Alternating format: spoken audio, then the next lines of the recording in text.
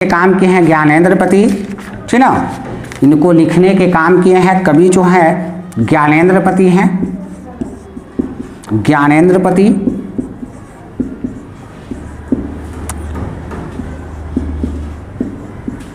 ज्ञानेंद्रपति हैं बाबू, है ना। चलिए, इनका भी जन्म 1 जनवरी 1950 ईस्वी को हुआ था। 1 जनवरी 1950 ईस्वी का इनका भी जन्म हुआ है, ठीक ना। इनका जन्म हुआ है झारखंड में। कहाँ में हुआ है बुआ? झारखंड में, है ना।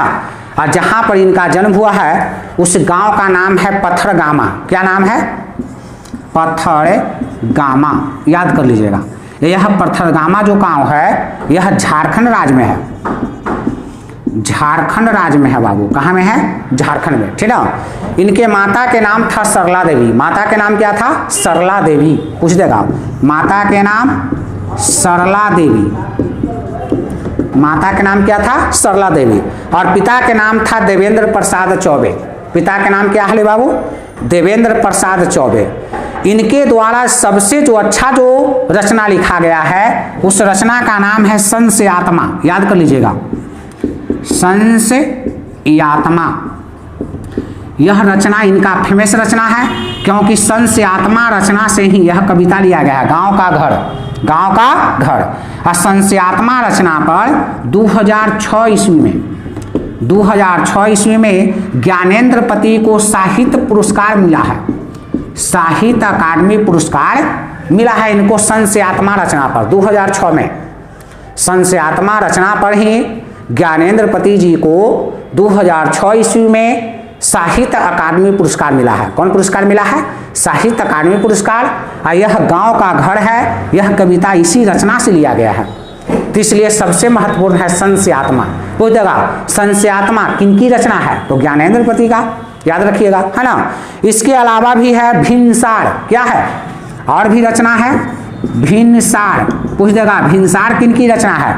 तो ज्ञानेंद्रपति जी का है ना। इसके अलावा कवि ने कहा, कवि ने कहा, कवि ने कहा, यह भी रचना हुआ ज्ञानेंद्रपति का है ना। फिर इसके अलावा और भी एक है आंख हाथ बनते हुए। आंख हाथ बनते हुए, यह भी रचना ज्ञानेंद्रपति का है। तो इस तरह से इनका भी मृत्यु नहीं दिया गया है क्योंकि इनका भी मृत्यु अभी नहीं हुआ होगा, तो नहीं दिया गया है किताब में बाबू। तो आप जबरदस्ती मृत्यु नहीं लिख सकते हैं, है ना। चलिए, यह जो कविता है गांव का घर, गांव के संस्कारों को बताया गया है कि गांव में पहले क्या संस्कार होता था, क्या नहीं होता था, वह इसमें बताया गया है।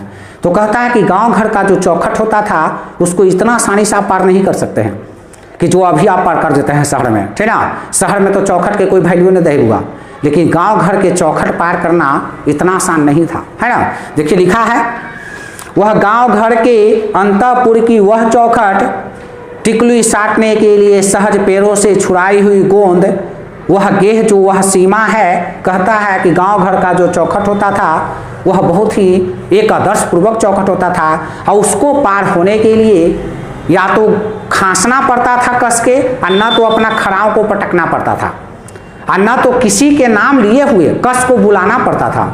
अंदर से अगर आदेश होता है तब आप गांव घर के चौखट को लांघ सकते हैं, उसको पार कर सकते हैं। ऐसे आप बिना पूछे हुए पार नहीं कर सकते हैं, ठीक ना। यह 3 चीज आपको करना पड़ता था, या तो खांसना पड़ता था, या तो खड़ाओं को पटकना पड़ता था, या किसी के बिना नाम लिए हुए कस के, अगर मान ले कि आप अनजान हैं, नाम नहीं जा रहे हैं, तो किसी के बिना नाम लिए हुए कस के बुलाना पड़ता था, आवाज लगाना पड़ता था।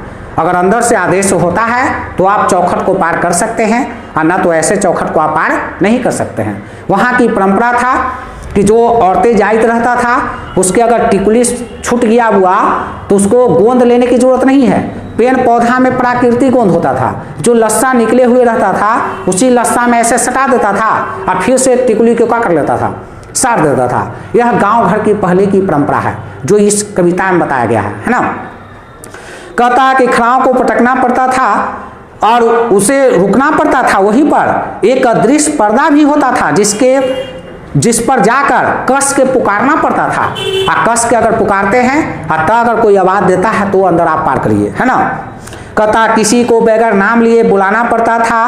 कहता कि जिसकी तर्जनी की नोक धारण किए हुए सारे काम सहज, शंख के चिन्ह की तरह गांव घर की वह जो चौखट है बगल में गेरुए से लिपी हुई भित्ति पर दूध के अंगूठे का छाप दिया जाता था।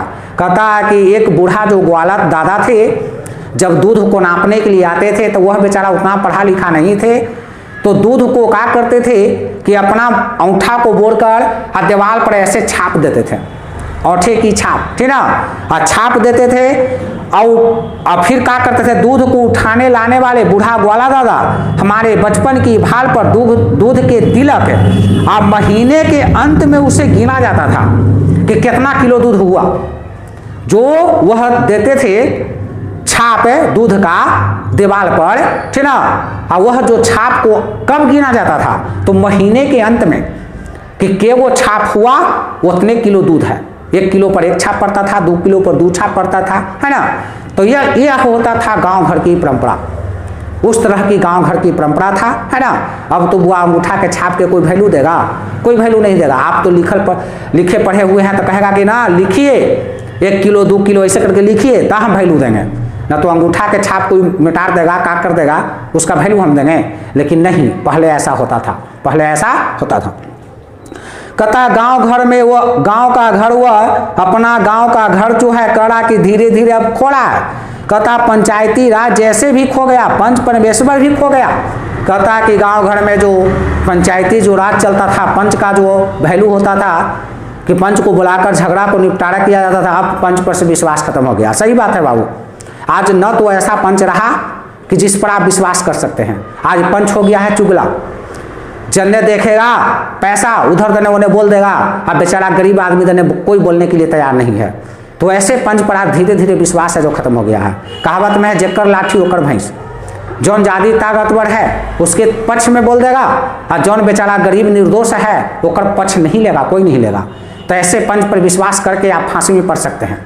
तो इसीलिए आज पंच पर से विश्वास भी धीरे धीरे क्या हो गया है, समाप्त हो गया है। जो गांव घर में पहले चलता था, अब पहले वैल्यू था बाबू, पहले ईश्वर के समान उसको दर्जा दिया जाता था कि जो पंच कह देगा वही मानेंगे।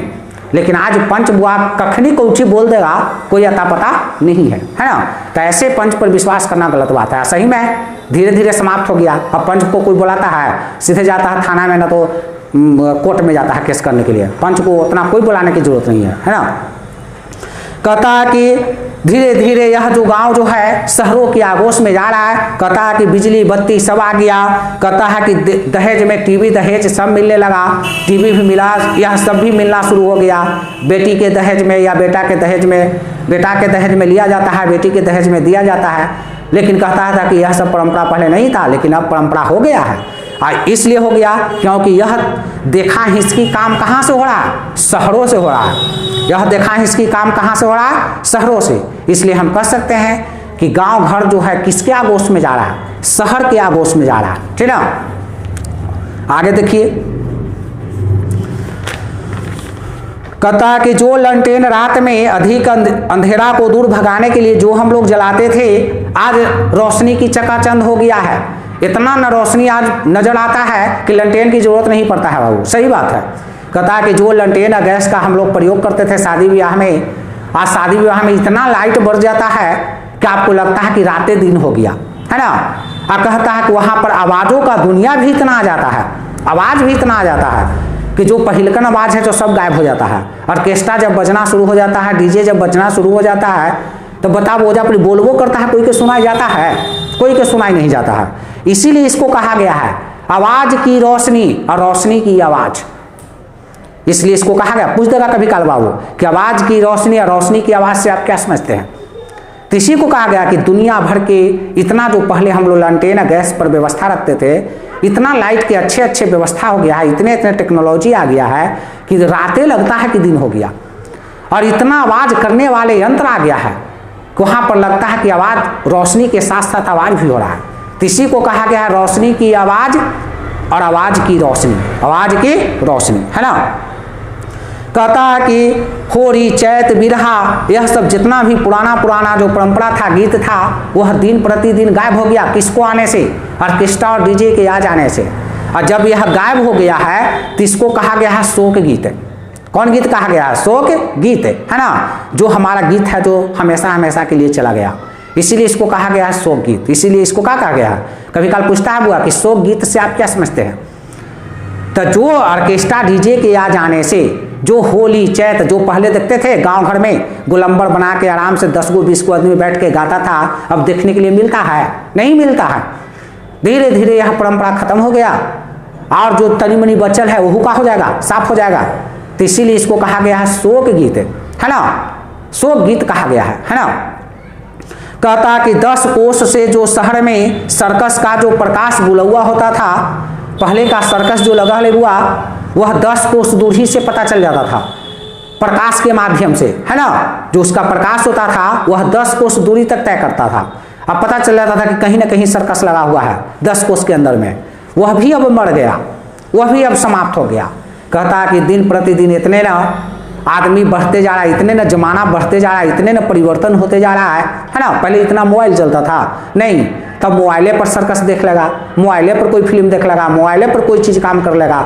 यानी आदमी इतना धीरे धीरे अपने आप में व्यस्त होते जा रहा है कि यह सब प्राकृतिक वस्तु से दूर होते जा रहा है और दूर होते जा रहा है। इसलिए वैसे प्रकाश बुलौआ अब मर गया है ना, जो पहले सर्कस का होता था। तब कभी काल क्वेश्चन पूछा है बुआ, इंपॉर्टेंट क्वेश्चन है कि सर्कस का प्रकाश बुलौआ किन कारणों से मर गया। तो सही बात है कि जितने हाईटेक जमाना होते गया, जितने हमारा समाज परिवर्तन होते गया, समाज बढ़ते गया, उतने है जो जल्दी है जो बेचारा जो प्रकृति से जुड़ा हुआ था। जैसे सर्कस में देखते करते हैं हाथी घोड़ा बंदर सब कुछ आता था। बाबू हम लोग को याद है कि गांधी मैदान में जब लगता था मसौरी के, तो हाथी फुटबॉल खेलता था, मारता था तो गांधी मैदान के पार कर देता था। लेकिन अब वह दृश्य मिलने की बात नहीं है, वह अब मर गया, काम खत्म हो गया। उसके जमाने पर अब दूसरा चीज आ गया, नाच गान ये सब आ गया, है ना। इसको वैल्यू दिया जा रहा है, अब उसको वैल्यू नहीं दिया जा रहा है। इसीलिए वह बेचारा प्रकाश बुलौआ मर गया है। प्रकाश बुलौआ का हो गया है, मर गया है ना। कहता कि ऐसा लगता है कि शहर है जो मुंह खोले हुए है, शहर जो है गांव को निगलने के लिए मुंह खोले हुए है ना। और कहता है कि अदालत अस्पतालों फैले फैले जितना यह सब जो परिसर होता है जिसे वह बुलाने के लिए तैयार है, गांव के घर की रीढ़ को झुरझुराती हुई।